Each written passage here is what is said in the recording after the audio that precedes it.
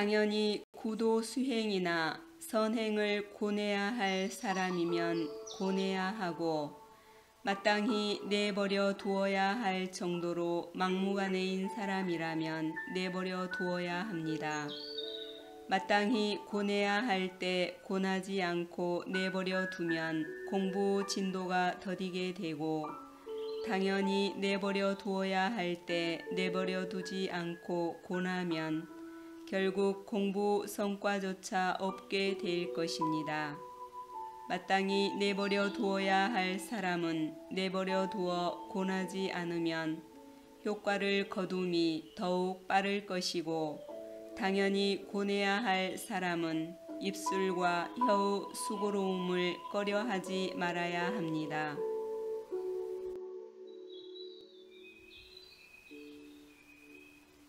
세상 사람들은 깨침이 더디어서 실수하기 쉽습니다.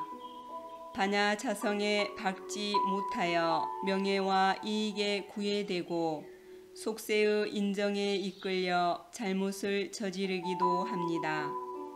오직 큰 반야지혜를 가진 사람은 유달리 민첩하고 총명한 성격을 갖추고 있어서 남들이 따라잡기 어려운 바이며 의지가 굳세어 소신껏 몸소 실천하며 온갖 고생을 참고 견딥니다. 내리는 비로 목욕하고 바람으로 빗질하며 별빛을 몸에 받고 달빛을 머리에 이고서 새벽부터 밤 늦게까지 부지런히 일합니다.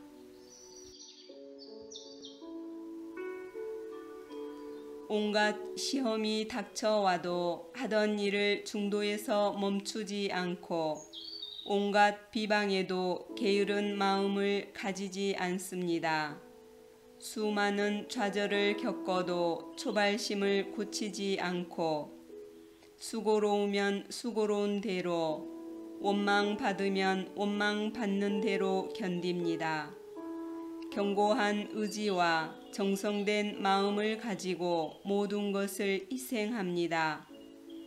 따라서 수도인은 속세의 일시적인 호화로운 광경에 욕심 없는 깨끗한 마음을 가지고 하늘을 탓하거나 남을 원망하지 않으며 손해를 보아도 참고 양보하며 자신이 하기 싫은 것을 남에게 시키지 않는 충서의 기풍을 지니며 말과 행동 그리고 마음가짐과 몸가짐을 어리석고 못난 범부 수준에서 벗어나야 합니다.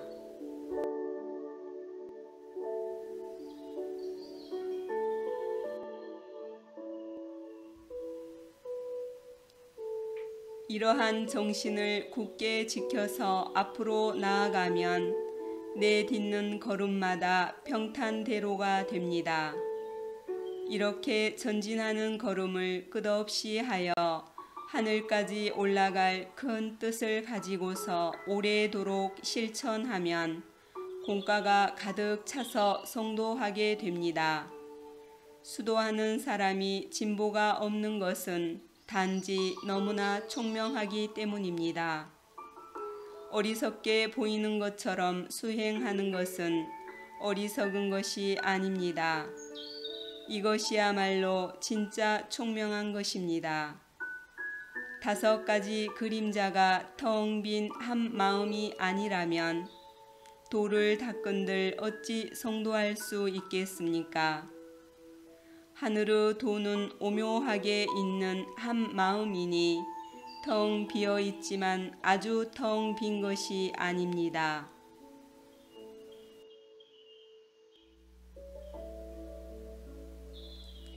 이 한 마음을 잘 닦으면 다가올 미래에 열반을 성취할 것이니 이때에 도가 크게 떨치고 일어날 것입니다. 복이 영화를 누리는 것은 뜬 구름과 같아서 사라질 땐 흔적조차 없습니다. 이로움과 해로움의 2가지 측면을 모름지기 분명히 밝히고 성인의 일과 범부의 일을 다 같이 돌아봐서 마땅히 그 경중 여부를 잘 판단하여 온 마음을 다해 참된 정성에 이르면 마침내는 신명의 감흥으로 세상의 모든 일에 능통하게 되어 어떤 역경에서도 너그러이 용서하는 마음을 품어서 참게 되나니 원만한 지혜를 갖춘 큰 그릇은 늦게 이루어지는 것입니다.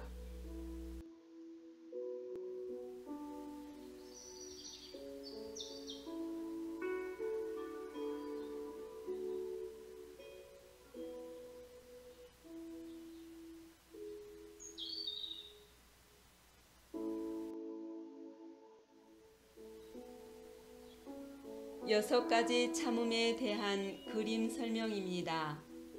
어떤 역경에서도 너그러운 마음을 품고 용서하여 참아야 합니다. 속마음으로 용서하는 것이 참음이요 외부 환경적으로 도리에 어긋나는 횡포한 행위를 겪어도 너그러운 것이 관대함입니다.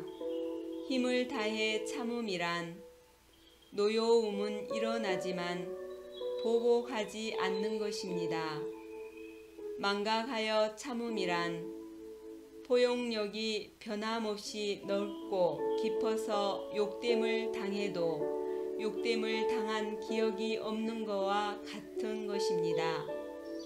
반성하여 참음이란 자신을 반성하여 스스로 꾸짖을 뿐 남을 탓하지 않는 것입니다.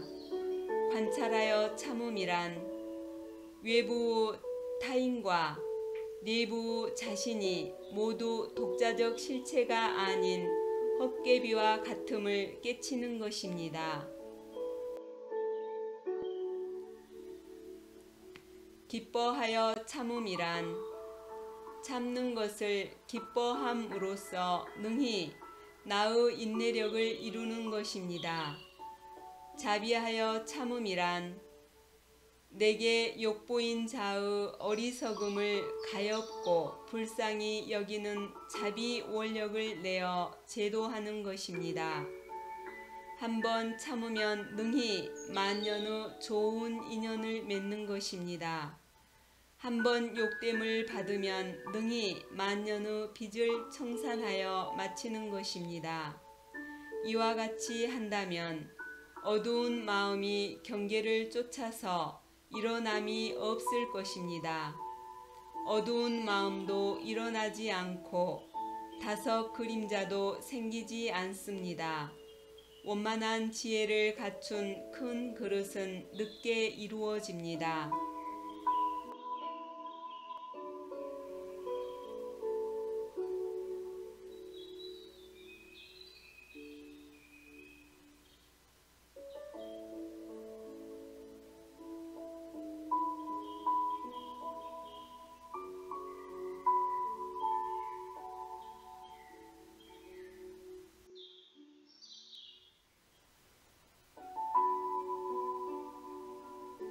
한 마음을 원만히 회복하는 그림 설명입니다.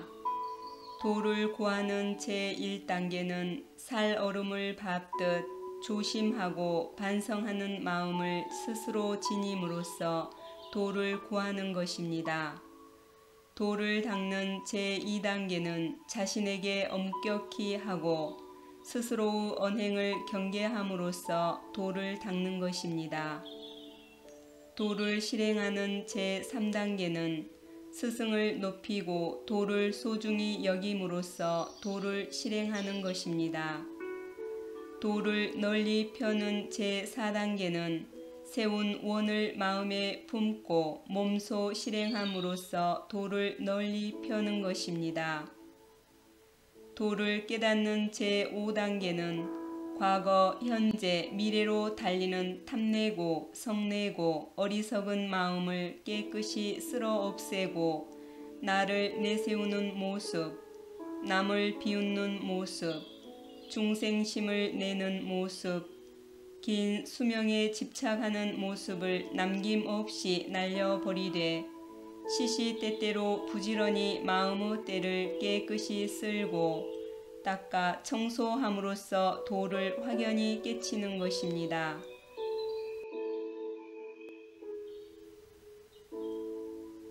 도를 마치는 제6단계는 공을 이루어서 몸은 물러나되 어진 일을 보면 청거하고 어질지 못한 일을 보면 안으로 자기를 살펴봄으로써 도를 마치는 것입니다. 도를 체득하는 제7단계는 늘 한마음을 알아차려서 애가 아니면 저절로 보지도 듣지도 말하지도 움직이지도 않은 경지를 원만히 이룸으로써 도를 체득하게 되는 것입니다. 이는 크게 원만한 거울과 같은 경지입니다. 도를 이루는 제8단계는 늘 본래 순박한 한마음짜리로 돌아와 육도 만행을 여법하게 원만히 이룸으로써 도를 성취하는 것입니다. 이건 역시 크게 원만한 거울과 같은 경지입니다.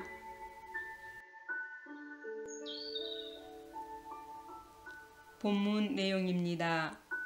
속담에 이르기를 오온이 본성을 덮어 가리는 것을 두려워하지 않고 다만 견성성불하려는 마음이 있는 사람을 두려워한다 라고 하였습니다. 신수대사가 이르기를 몸은 깨달음의 나무요 마음은 밝은 거울과 같으니 시시때때로 거울의 먼지를 부지런히 털고 닦아서 티끌과 먼지가 끼지 않게 하라 라고 하였는데 이는 번뇌에 오염된 제6식을 질적으로 변화시켜 얻는 청정한 지혜이니 곧 정성된 뜻으로 모든 법의 실상을 묘하게 관찰하여 유무에 떨어지지 않는 지혜입니다.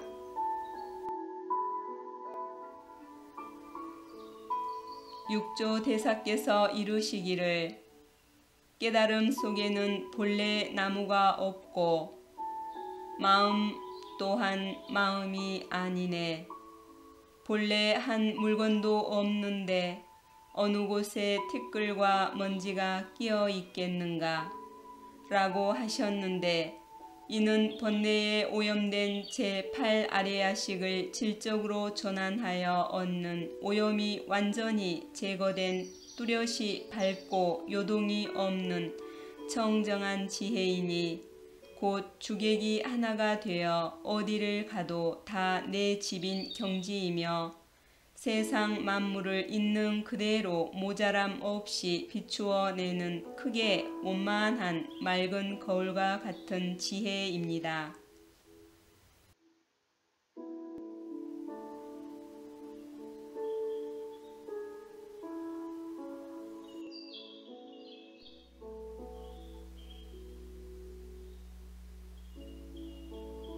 헤맨다는 것은 마음이 몸에 구애받아서 마음이 몸의 일꾼이 되니 몸이 변하면 마음도 따라 변하는 것을 의미합니다. 깨닫는다는 것은 마음의 본체가 환히 밝아서 마음이 몸 밖을 뛰어넘으니 몸이 마음의 일꾼이 되는 것을 의미합니다. 노자께서 도덕경 13장에서 말씀하시기를 나에게 큰 근심이 있는 까닭은 내가 몸을 가지고 있기 때문이다. 나에게 몸이 없다면 무슨 근심이 내게 있겠는가? 라고 하셨습니다. 근심이란 큰 바다의 물거품과 같아서 물거품은 바다 안에서 인연을 따라 일어났다 사라질 뿐 어찌 물거품이란 것이 별도로 있겠습니까?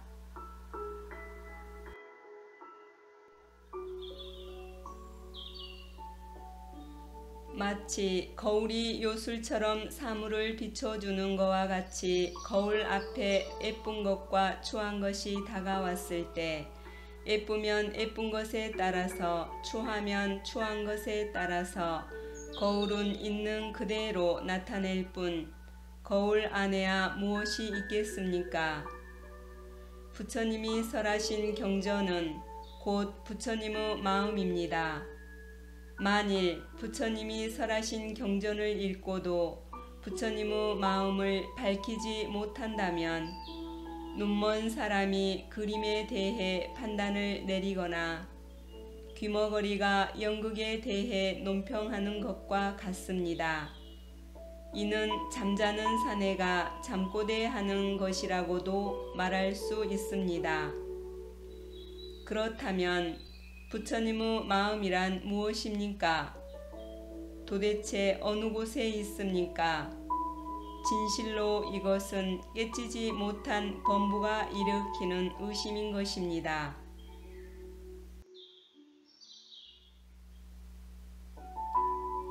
부처님의 마음이란 아주 작은 먼지에 머물러 있지도 않고 떠나 있지도 않으며 섞여 있지도 않습니다. 그러므로 깊고 오묘한 반야라고 합니다. 중생들이 이 부처님 마음을 잃고 헤매는 까닭에 늘 괴로움의 바다에 빠져 낮은 데로 흘러가서 모든 고통과 재난을 받고 있습니다. 이는 물질 그림자, 느낌 그림자, 생각 그림자, 의지 그림자, 식별 그림자, 곧 오온을 삶의 근거지로 삼았기 때문입니다. 부처님 마음은 오온에 감추어져 있어서 마음이 오온을 따라 굴러가도 스스로 알지 못하고 생사고해 속에 모두 헤매고 있습니다.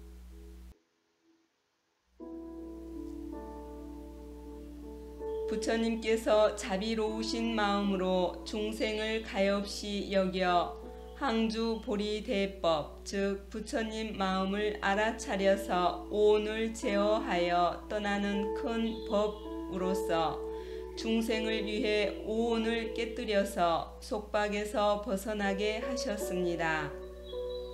그러나 중생을 속박하는 다섯 그림자는 하루 만에 쌓인 것이 아니므로 또한 하루아침에 다 깨뜨릴 수 있는 것이 아닙니다.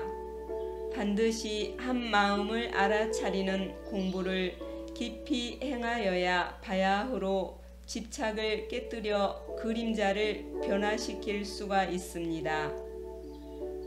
그러므로 탕왕의 세숫대야에 새겨진 글에 진실로 날로 새롭고 나날이 새롭고 또 날로 새롭게 하라 라고 하였습니다.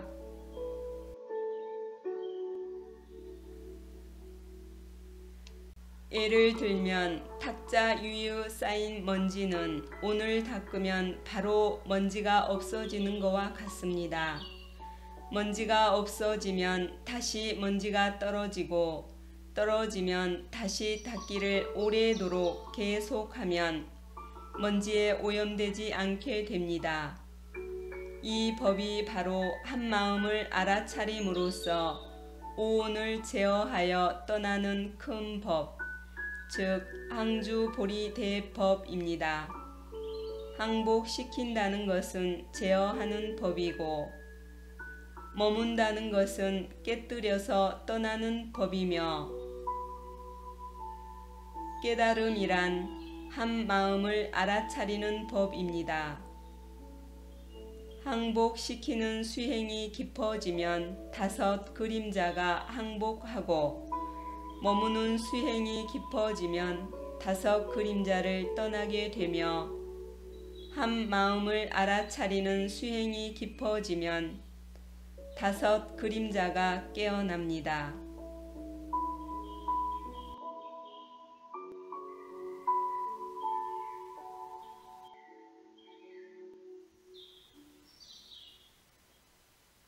그림자가 쌓이는 것은 예를 들면 물이 추위로 인하여 얼음이 겹겹이 맺히는 것과 같습니다. 얼음이 맺히면 맺힐수록 얼음은 더욱 두꺼워집니다. 그림자가 항복한다면 그림자로서 그림자를 제어한 것이고 그림자를 떠난다면 그림자로서 그림자를 깨뜨린 것이며, 그림자가 깨어난다면 그림자로서 그림자를 변화시킨 것입니다. 그림자는 그림자로 인하여 그림자가 맺히게 되므로 반드시 그림자로서 그림자를 변화시켜야 합니다. 그림자라는 것은 역시 텅 빈 한 마음이요, 텅 빈 한 마음 또한 그림자입니다. 다섯 그림자가 모두 텅 빈 한 마음의 작용임을 알아차리면 고통과 재난을 저절로 건너가게 되어 모든 속박에서 벗어난 자유자재한 경지를 회복하고 위 없는 깨달음을 증득하게 됩니다.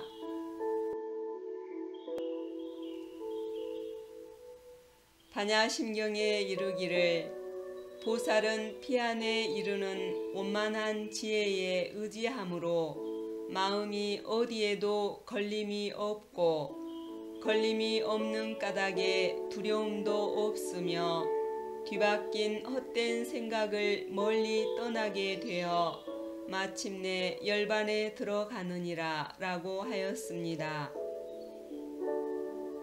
보리란 안으로 모든 법을 깨달아 중생심을 없애는 것이요, 살탈한 밖으로 모든 중생을 깨닫게 하여 초생요사 즉 열반에 들게 하는 것입니다.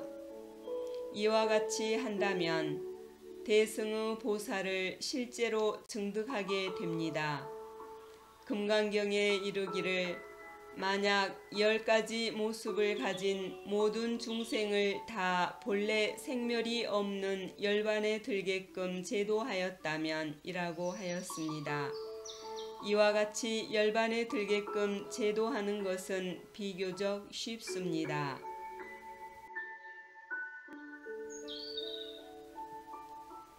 또 이르기를 이와 같이 헤아릴 수 없고 셀 수 없고 끝없는 중생들을 열반에 들게 하였어도 안으로 능히 중생을 제도한 내가 존재하지 않고 밖으로 제도된 남이 존재하지 않으며 가운데로 베푼 물건 즉 정보, 노력, 시간 등이 존재하지 않아야 하느니라 라고 하였습니다. 즉 베푸는 사람, 받는 사람, 베푸는 물건이라는 세 수레바퀴가 모두 본래 공하다고 관찰해서 집착을 떠나야 가히 나를 내세우는 모습, 남을 비웃는 모습, 중생심을 내는 모습, 긴 수명에 집착하는 모습이 없는 원흉무예한 진리의 세계로 들어간다고 말할 수 있습니다. 이와 같이 중생심을 없애는 것은 정말로 어렵습니다.